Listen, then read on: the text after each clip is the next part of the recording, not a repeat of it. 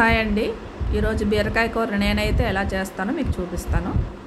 పొయ్యి మీద పెనం పెట్టుకొని ఒక స్పూన్ ఆయిల్ వేసుకొని ముందుగా కోసి పెట్టుకున్న బీరకాయ ముక్కల్ని రెడీ చేసుకొని ఉంచుకోవాలి.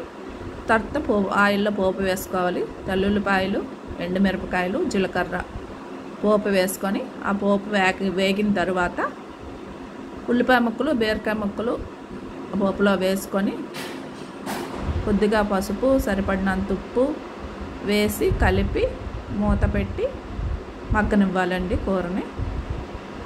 కూర ఇలా మగ్గిన తర్వాత ముందుగా రెడీ చేసుకున్న పొడి చల్లుకోవాలి, ఒక 2 స్పూన్లు. ఈ పొడి నువ్వులు, గుమ్మడి గింజలు, అవిసె గింజలు కలిపిన పొడి.